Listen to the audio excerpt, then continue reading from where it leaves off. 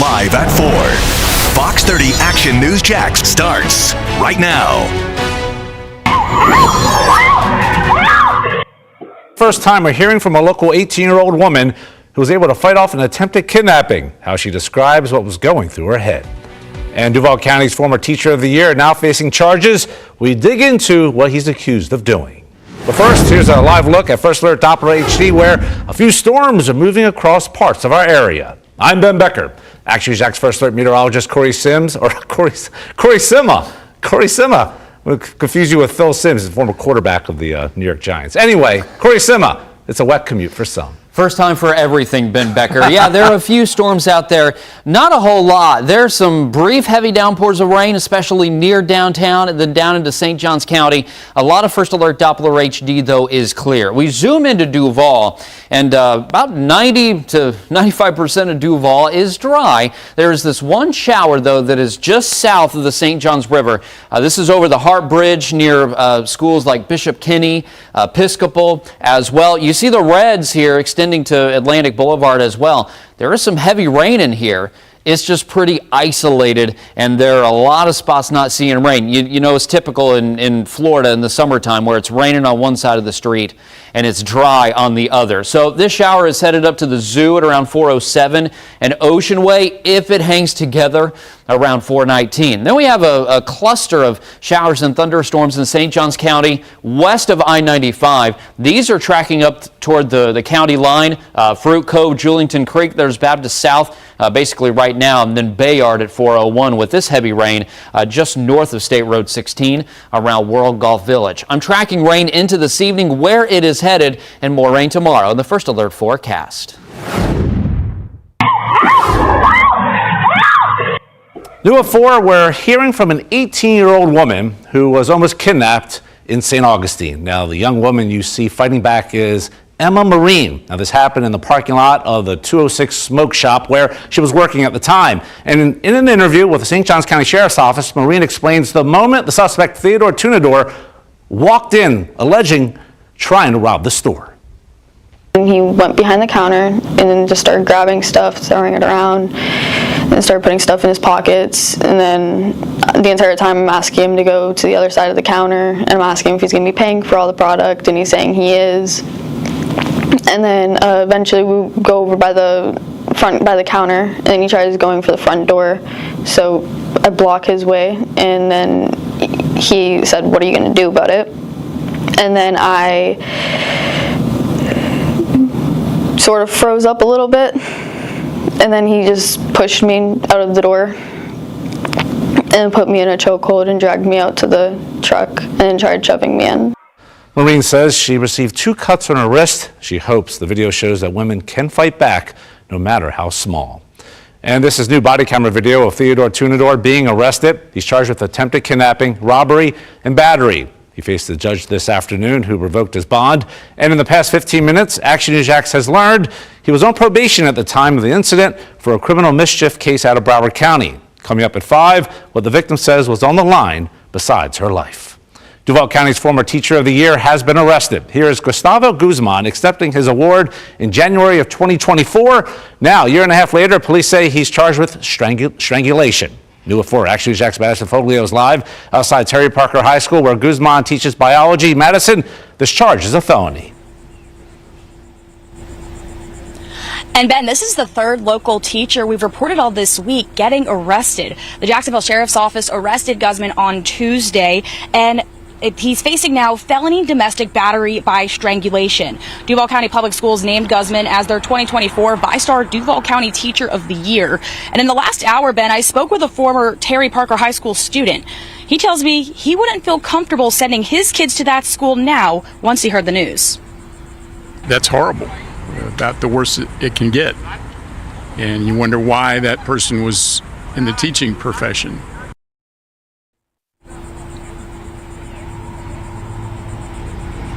Now, Guzman was put into the Duval County Jail, and he has been released on bond, according to those inmate records. And I've reached out to Duval County Public Schools to get a statement on the incident, and I am still waiting to hear back. For local coverage you can count on, reporting in Arlington, I'm Madison Foglio, Action News Jax. A security breach at a Jacksonville high school is raising red flags for parents. This is video showing the moment a suspect grabbed 3 sets of keys and then stole 3 cars used for driver's ed. Investigators say this happened Wednesday at Wolfson High School, and Action Jack's Nicholas Brooks asked the questions: how did this happen, and could have been prevented? Good look. This person caught on surveillance is wanted by police. With school out for the summer, investigators with the Jacksonville Sheriff's Office say he took advantage of the empty campus to steal 3 driver ed cars from Wolfson High School. According to the Jacksonville Sheriff's Office, shortly after midnight Wednesday, the individual entered a portable building that had been left unlocked. Inside, he found keys to 3 driver's ed vehicles parked nearby, and one by one drove them off school property. JSO says the suspect is believed to have acted alone. He was seen on surveillance video driving what appears to be one of the cars on campus. That's definitely crazy because we've been living here for a year now and it's always been really quiet. There's never anything. It seems like it's always really secure over there. Wolfson High School sits across from 2 residential neighborhoods. That's where we spoke to parents and residents, many of whom are stunned by how easily the thief got in. How would someone actually know how to get to the car keys at that point, get into the school, and have time to do, 3 cars? That's quite a bit. Some residents even suggested this may have not been random, with at least one person questioning whether it could have been an inside job. It definitely sounds like somebody knew what they were doing and they had extra information. I would just say security is a concern at that point. 2 of the stolen vehicles were later found undamaged at nearby apartment complexes. 1 is still missing. We've reached out to the Duval Public Schools to find out if security protocols will be updated moving forward. As of right now, we haven't heard back. That 3rd vehicle is still missing and the investigation is still ongoing. For local coverage you can count on, reporting in Jacksonville, I'm Nicholas Brooks, Action News Jax. JSO is investigating a triple shooting after one man was grazed in the head. It happened around 2 a.m. on West 25th Street in Graham Park. That's where they found a 20-year-old hurt. Police say 2 other young men showed up at the hospital hurt from the same shooting. All 3 are expected to survive. Happening tonight, there will be an event held at a local park for John Lewis Day. Lewis was a former congressman and civil rights leader. The event is being hosted alongside the Good Trouble Lives On protests against President Trump. It's at Philip Randolph Heritage Park on the east side at 6:30. New at 4, President Trump has been diagnosed with a vein condition. Now, this was announced in the past hour. These are some pictures shared by the AP of his makeup-covered hands and swollen ankles, which has been causing concerns. His doctors say it's common in older people. Now, despite the health issues, the White House says Trump is in, quote, excellent health. The White House press secretary used Thursday's briefing to give an update on the president's health. In recent weeks, President Trump noted mild swelling in his lower legs. In keeping with routine medical care and out of an abundance of caution, this concern was thoroughly evaluated by the White House medical unit. Caroline Levitt read a doctor's letter saying tests showed no evidence of deep vein thrombosis or arterial disease, but that Trump has blood pooling in his veins common in older people. She attributed bruising people have noticed on his hands to aspirin therapy. Frequent handshaking and the use of aspirin, which is taken as part of a standard cardiovascular prevention regimen. This is a well-known and benign side effect of aspirin therapy. The president has been talking with Republican lawmakers about the future of Federal Reserve Chairman Jerome Powell. He's unlikely to fire the chairman, but he has substantial concerns with regard to how he's managed the Fed. And now the White House says it wants to know why renovation costs for the Federal Reserve building are higher than projected. Overnight, the Senate narrowly passed a bill that cuts $9 billion in funds that were previously approved by Congress. It's been 35 years, essentially, since we've done a rescission. So $9 billion or $90 billion as we think about 10-year windows, I think is pretty meaningful. The cuts include $1.1 billion in funding for the Corporation for Public Broadcasting, which funds NPR and PBS, as well as roughly $8 billion in foreign aid. The consequences of these recessions will prove to be devastating here and across the globe. The measure is back in the hands of the House, with a vote expected this evening. Now, the House has until midnight Friday to pass the rescissions package. If it misses that deadline, then according to the 1974 budget law, the money must be unfrozen and spent as originally directed by Congress. New at 4, the former police officer convicted in the raid that killed Breonna Taylor could avoid jail time. The federal government asked the judge to sentence Brett Hankinson to time served that amounts to 1 day. Hankinson was found guilty last year of violating Taylor's civil rights. She was killed during a no-knock police raid in 2020 in Louisville, Kentucky. Hankinson fired several shots through Taylor's bedroom window. St. Johns County neighbors are speaking out against a cell phone tower planned to go up next to a cemetery. A Texas-based company is applying to build it on the Hughes Cemetery property on Fort Peyton Drive near State Road 207. Court documents say the cemetery would not be affected if the tower is built, and it would mainly provide coverage for Verizon users. But some people living nearby say if the cell tower moves in, they'll move out. If it did come, my wife wants to leave. My wife actually wants to move, but this was supposed to be our forever home. Action News Jax has reached out to the company applying to build the tower, but we're waiting to hear back. It still needs to go to the Board of County Commissioners for a final vote.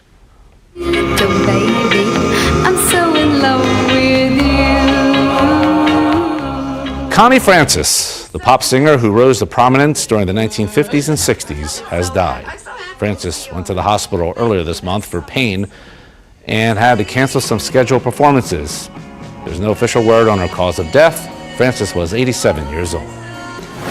New at 4, the Jaguar paw prints downtown could be going away. It's because of a new state and federal effort to ban pavement art on public roads. This video is the annual event where the paws are put down on Bay Street. Not removing the art could mean a loss in state funding. Action News Jax reached out to the city of Jacksonville. A spokesperson said, quote, Bay Street is a city-managed road. We're currently awaiting further direction from FDOT on any necessary next steps. Action News Jax first told you that rainbow crosswalks on Lomax Street and 5 Points are also at risk. A memo from FDOT calls for the removal of pavement surfaces that is associated with social, political, or ideological messages or images. Activists say it's another way to target the LGBTQ plus community, along with all kinds of art. Congratulations. Enjoy tonight. Good job.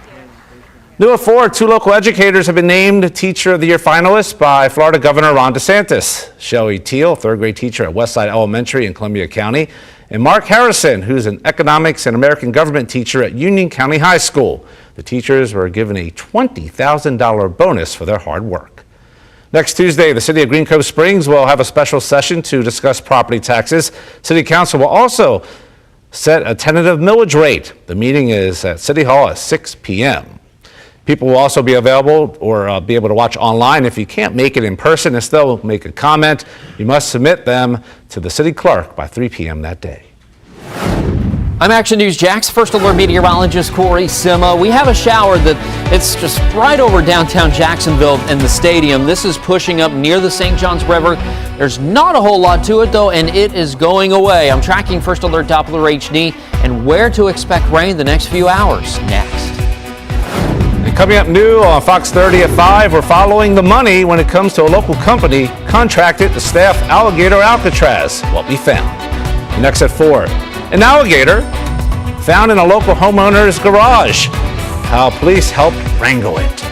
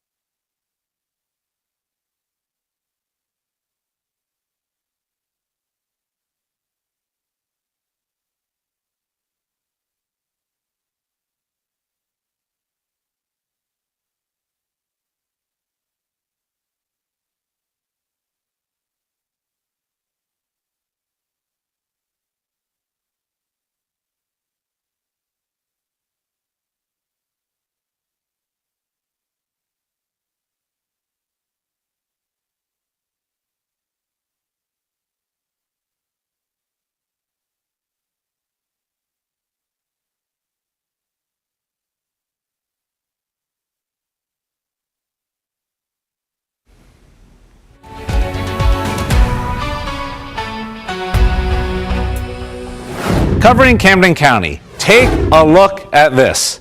An alligator found in someone's garage in Kingsland, a gator in Georgia country. It's bulldog country. All right, not a safe place for anybody, right? The homeowners sent us this video. You can see Kingsland police officers trying to coax the gator out of the garage. The homeowner says they first called the Department of Natural Resources to help them, but the department said they couldn't because the alligator wasn't big enough, so they turned to police for help. You can see the officers were able to get the alligator outside into the driveway.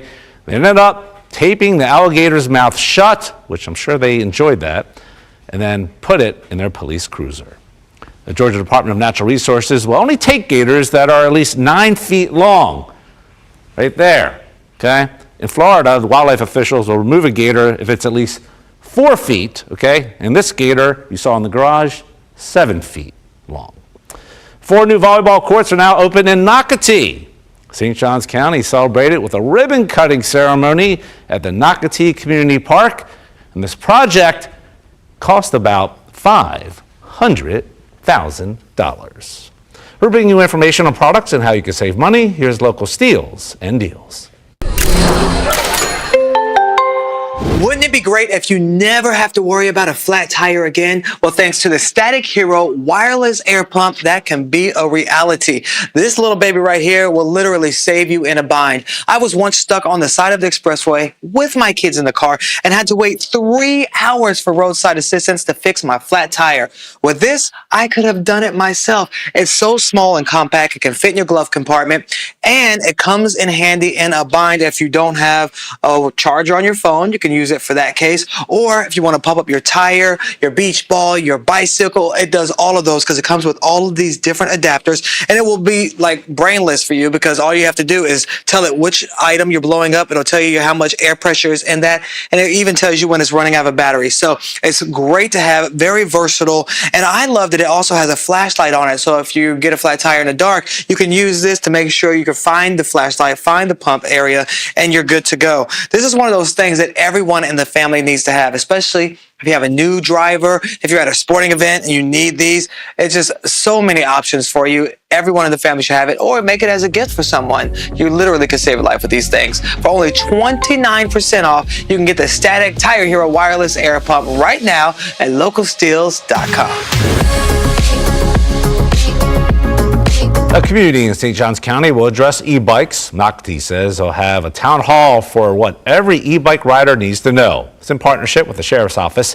Action Jax has told you several issues across the county have arisen from e-bikes, from dangerous speeds to crashes. The town hall is only for people who live in Nocatee. The meeting is July 29th at the Crosswater Hall.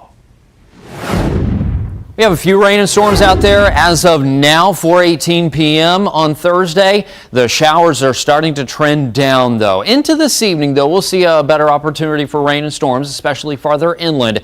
But as for right now, things are kind of trending downward. We zoom into Duval on First Alert Doppler HD, and there's some spots of rain just north of MLK, just north of downtown, and then over Arlington as well. There is University Club Boulevard North, about to move into the St. Johns River just west of the Dames Point Bridge. And these showers are moving to the north. There's Quinlan at 420, Holly Ford at 421, San Mateo at 426. If they hang together even for that. And then we have this storm in St. Johns County. This is basically shrinking right before our eyes. About 10 to 15 minutes ago, this was very heavy rain just west of the World Golf Village near King and the Bear up toward County Road 210. Now, there's barely any heavy rain left. There's barely any lightning with it as well, as this is tracking up toward Bayard, if it even hangs together over the next about 4 to 5 minutes by around 4:23. Down to street level mapping we go, and this is light to moderate rain basically over Durbin, near the Durbin Pavilion, the town center down there, down to County Road 210, and then all the way out to Rivertown and Longleaf Pine Parkway. And that's just a light to moderate shower. That looks like it's going to go away before it makes it to Duval. You see that green line right there? I think that's the sea breeze advancing well inland to the west. It's past the west belly of 295, approaching Highway 301, and neighborhoods inland, especially out toward Gainesville and Lake City. These are going to be the areas to watch the next couple of hours, or potentially even about 3 to 4 hours down the road for showers and thunderstorms. And I do think there will be some heavy rain. We got to get these clouds to start getting taller, though. That's not happening yet. We do have those puffy white cumulus clouds on our JIA First Alert Skycam network. It is clear, though, out at Jacksonville Beach. Pretty neat view right there. Hour by hour, rain around the metro is going to wind down by around 5 to 5:30. Later into this evening, the areas of heaviest rain will focus farther inland, but from the beaches to I-95, if you have plans this evening, things are looking okay. It's going to be a dry start to Friday as well on the hour-by-hour forecast. Temps get up around 90 degrees as early as about 11 to 12 o'clock, and then showers and thunderstorms will blossom into the afternoon and evening.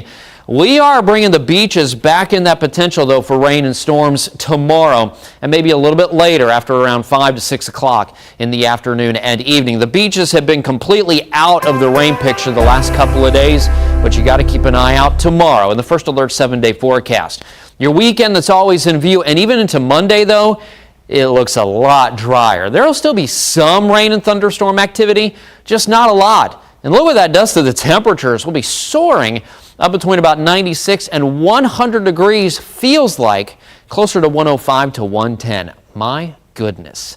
You can track that live radar, plus we are tracking the tropics at actionnewsjax.com. Coming up, more changes when you travel, how your carry-on may be impacted.